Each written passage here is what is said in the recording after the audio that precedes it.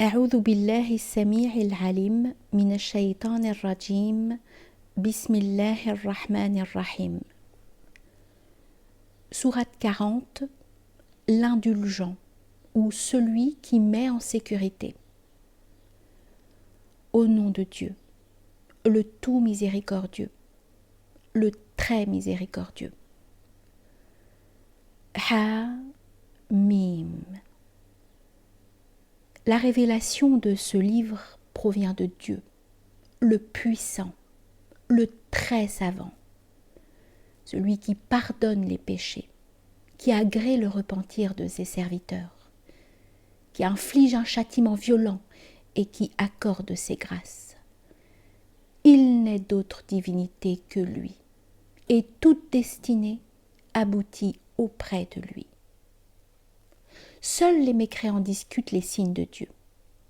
Ne te laisse pas abuser par leur regain d'activité dans le pays. Dans le passé, la communauté de Nouh et après elle les factieux ont aussi crié au mensonge. Chaque communauté a songé à tuer son prophète et avancé des arguments spécieux afin de contrecarrer la vérité. Je me suis alors emparé d'eux, et quel ne fut pas mon châtiment. Et c'est ainsi que se réalise la décision de ton Seigneur à l'encontre des mécréants, car ils sont destinés à être les hôtes du feu.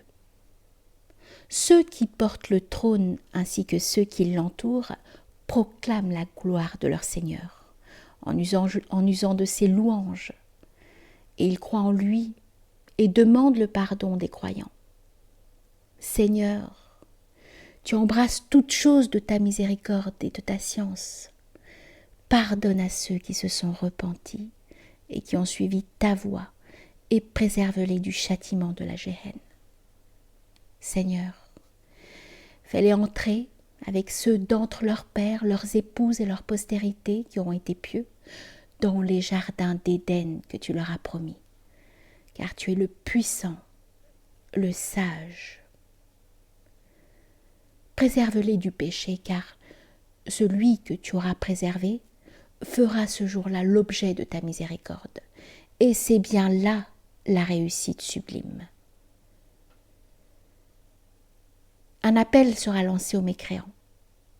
Le courroux de Dieu, lorsque vous l'avez renié en ce monde, après avoir été invité à la foi, est bien pire que celui que vous vouez présentement à vous-même.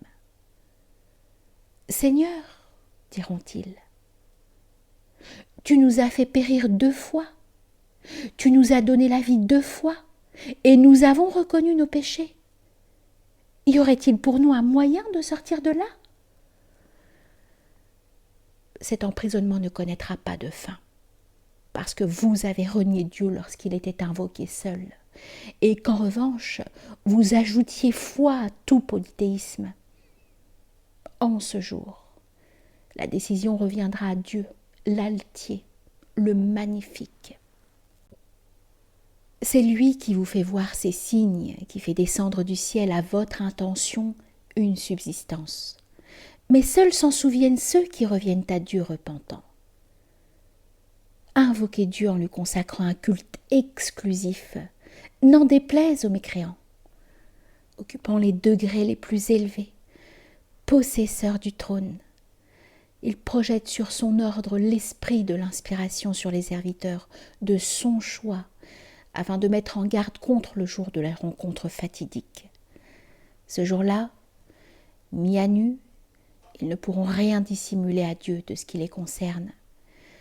À qui appartient le royaume en ce jour ? À Dieu, l'unique, le contraignant. Commentaire. Il est évident que le royaume n'appartient qu'à Dieu en toutes circonstances. Mais au jour de la résurrection, il n'y aura personne pour le contester. Fin du commentaire. En ce jour, chaque âme sera rétribuée en fonction de ce qu'elle a acquis. En ce jour, point d'injustice, car Dieu est prompt à faire les comptes. Mets-les en garde contre le jour de l'échéance finale, lorsque les cœurs seront soulevés et que les injustes affligés n'auront point de protecteur ni d'intercesseur susceptible d'être entendus.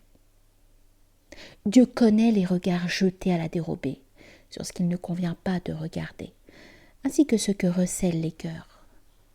Et Dieu juge selon la vérité, tandis que ceux qu'ils invoquent en dehors de lui sont dans l'incapacité de juger de quoi que ce soit, car Dieu seul est celui qui entend et qui voit tout. Que n'ont-ils parcouru la terre afin de méditer quel fut le sort de ceux qui les ont précédés? Ils étaient pourtant plus puissants qu'eux, et ont laissé sur terre davantage de vestiges. Or Dieu s'empara d'eux à cause de leurs péchés, et ils n'eurent personne pour les protéger de lui. Cela parce que leurs envoyés venaient les trouver avec des signes qu'ils niaient, si bien que Dieu se saisit d'eux, car il est le fort, celui qui châtie avec sévérité. Déjà, nous avions envoyé Moussa muni de nos signes et d'un pouvoir évident auprès de Pharaon, de Haman et de Qaroun, qui s'écrièrent « Voici un magicien doublé d'un fieffé menteur !» Et lorsqu'ils vinrent les trouver porteurs d'une vérité venant de nous, ils s'écrièrent « Tuez les fils de ceux qui ont cru avec lui, mais laissez leurs femmes en vie. » Cependant, les artifices des mécréants sont voués à l'échec. « Laissez-moi tuer Moussa, dit alors Pharaon, et qu'il invoque son Seigneur. Je crains qu'il n'altère votre religion ou qu'il ne fasse naître la corruption sur terre. » « Je prends refuge auprès de mon Seigneur et du vôtre, répliqua Moussa, contre tout orgueilleux qui refuse de croire au jour de la reddition des comptes. » Un croyant de l'entourage de Pharaon qui dissimulait sa foi fit cette objection. « Allez-vous tuer un homme simplement parce qu'il dit que Dieu est son Seigneur, alors qu'il vous a apporté des signes de sa part? S'il ment, son mensonge se retournera contre lui. Mais s'il est sincère, vous subirez en partie ce dont il vous menace, car Dieu ne guide pas les imposteurs outranciers. Ô mon peuple, la royauté vous appartient en ce jour, et vous êtes victorieux sur cette terre. Mais qui nous secourra contre la violence de Dieu lorsque nous y serons confrontés? Je ne vous donne pour avis, répondit Pharaon, que ce qui me semble judicieux à moi-même, et je ne vous conduis que sur la voie de la raison. Mon peuple, reprit celui qui avait la foi, je redoute pour vous une journée semblable à celle qui vit la défaite des factieux, semblable à ce qu'avait subi le peuple de Nouh, de Had et de Thamoud, et de ceux qui leur succédèrent, et Dieu ne souhaite point l'injustice à l'encontre de ses serviteurs. Ô mon peuple, je redoute pour vous le jour de l'appel, le jour où vous tournerez les talons pour vous enfuir, et où vous n'aurez personne pour vous protéger de Dieu, et celui que Dieu égare ne saurait trouver de guide. Commentaire. Le jour de l'appel a reçu ce nom parce que les créatures seront appelées à comparaître devant leur juge au jour de la résurrection, ou encore parce que les hommes s'interpelleront les uns les autres. Fin du commentaire. Auparavant, Youssouf était venu à vous muni de signes. Mais bien que vous n'ayez cessé de douter de ce qu'il vous avait apporté, vous avez affirmé à sa mort « Dieu n'enverra plus de prophète après lui ». C'est ainsi que Dieu égare les sceptiques qui se livrent à des excès. Ceux qui disputent des signes de Dieu, sans que la moindre preuve leur soit parvenue, sont tenus en grande aversion par Dieu et ceux qui ont la foi. C'est ainsi que Dieu appose un sceau sur le cœur de tout potentat orgueilleux. Pharaon s'adressa à Aman. « Construis-moi une tour afin que je puisse atteindre les causes, celles des cieux, et que je puisse m'enquérir du Dieu de Moussa, car je le prends pour un menteur. » C'est ainsi que Dieu embellit aux yeux de Pharaon la pire de ses œuvres, et qu'il le détourna de la voie. Et le stratagème de Pharaon avorta. Celui qui avait la foi dans l'entourage de Pharaon s'adressa aux siens.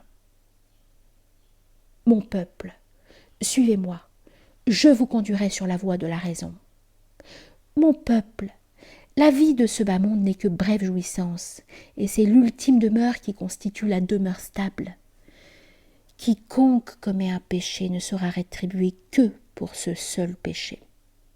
Alors que tous les croyants, hommes ou femmes, qui auront œuvré pieusement, entreront en paradis, où ils seront récompensés sans compter.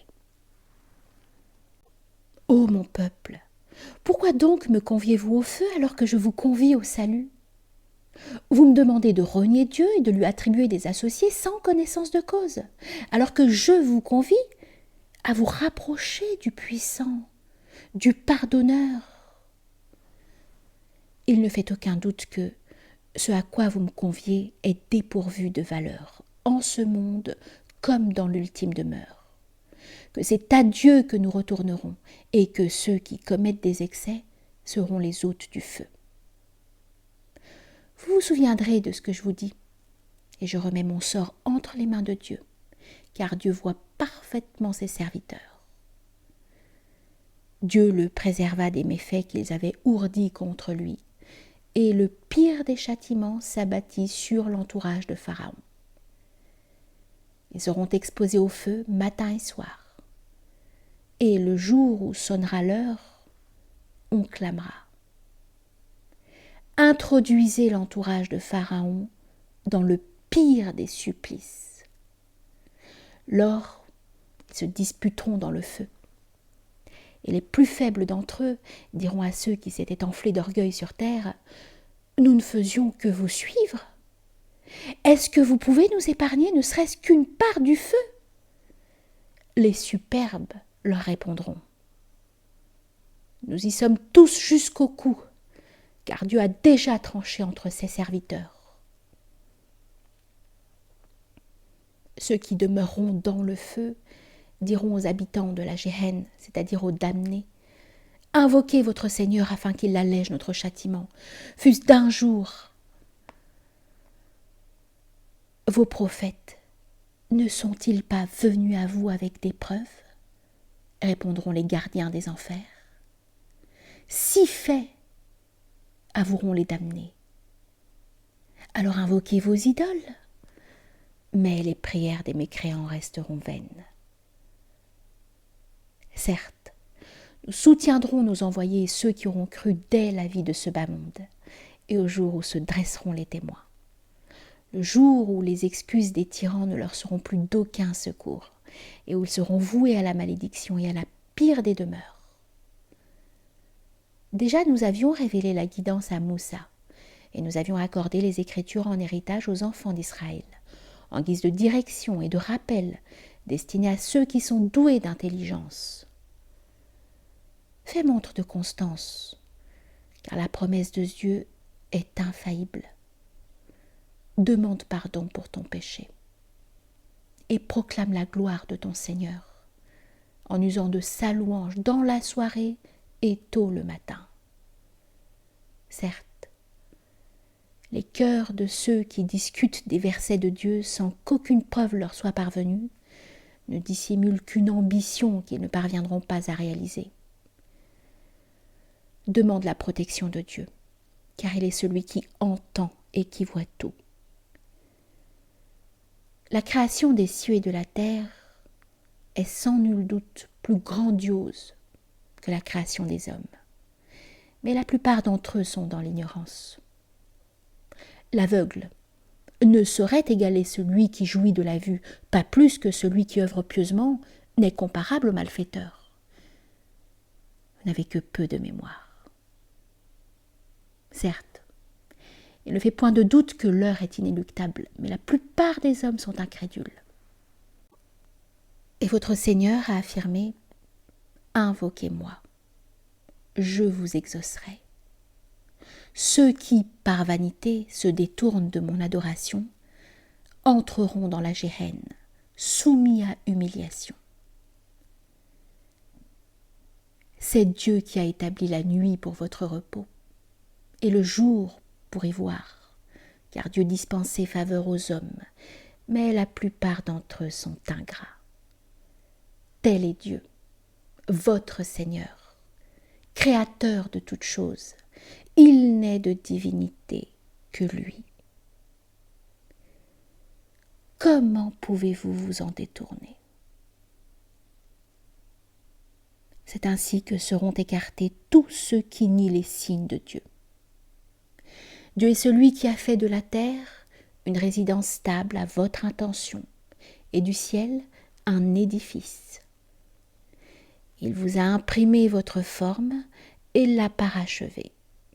Il vous a gratifié de mets saints. Tel est Dieu, votre Seigneur. Béni soit Dieu, le Seigneur des mondes.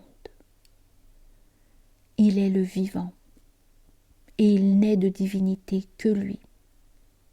Invoquez-le, en lui consacrant un culte exclusif, et la louange revient à Dieu, le Seigneur des mondes. Dis-leur, il m'a été interdit, une fois que les preuves me sont parvenues de la part de mon Seigneur, d'adorer les idoles que vous invoquez en excluant Dieu de votre culte, et l'on m'a ordonné de me soumettre au Seigneur des mondes. C'est lui qui vous a créé à partir de terre, puis d'une goutte de sperme, puis d'une adhérence, puis il vous fait sortir bébé de la matrice, afin que vous atteigniez la force de l'âge, et que vous devenez ensuite des vieillards, même s'il en est que l'on fait périr plus tôt.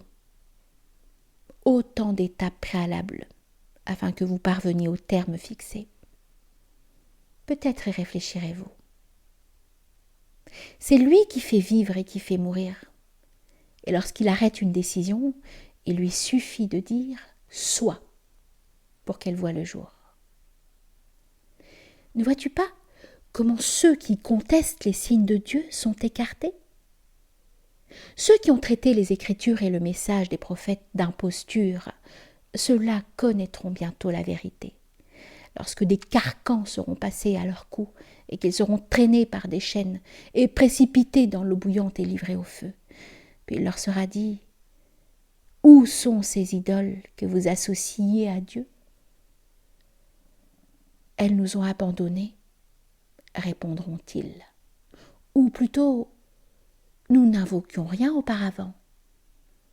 Et c'est ainsi que Dieu égare les mécréants. C'est parce que vous fanfaronniez sur terre sans raison valable et que vous vous y montriez insolent. Entrez par les différentes portes de la géhenne pour y demeurer à jamais, et quel détestable asile que celui des orgueilleux. Et fais montre de constance, car la promesse de Dieu est bien réelle. Soit nous te donnerons de voir exécuter une partie de ce dont nous les avions menacés, soit nous te ferons périr avant, et dans tous les cas, c'est vers nous qu'ils seront ramenés. Nous avions déjà envoyé avant toi des prophètes. Il en est dont nous t'avons conté l'histoire, tandis que pour d'autres nous te l'avons tue. Il n'appartient pas à un prophète de produire un signe sans la permission de Dieu. Mais sitôt qu'advient le commandement de Dieu, un jugement est prononcé selon la vérité. Et c'est alors que les dénégateurs sont perdus. C'est Dieu qui a mis les animaux domestiques à votre disposition, afin que vous en fassiez pour partie des montures et pour partie votre alimentation. Et il vous procure encore d'autres avantages. Vous pouvez atteindre au but que vous vous étiez intérieurement fixé. Et c'est sur ces montures et sur les embarcations que vous êtes transportés. Et c'est ainsi qu'il vous fait voir ces signes. Lequel des signes de Dieu contestez-vous? Que l'ont-ils parcouru le pays afin de méditer le sort de ceux qui les ont précédés? Et c'était pourtant plus puissant qu'eux, et ont laissé sur terre davantage de vestiges. Or tout ce qu'ils avaient acquis ne leur fut d'aucun secours. Lorsque leurs envoyés vinrent les trouver avec des preuves, ils se réjouirent de posséder une science en contradiction avec la révélation, et le châtiment dont ils se gaussaient s'abattit alors sur eux. Alors, lorsqu'ils virent notre sévérité, ils s'écrièrent nous avons foi en Dieu seul, et nous renions tous ceux que nous lui associons. Dès lors, après qu'ils aient ainsi subi notre châtiment selon la norme que Dieu avait instituée dans le passé à l'encontre de ses serviteurs, leur foi ne leur fut plus d'aucune utilité, et c'est là que furent perdus les mécréants.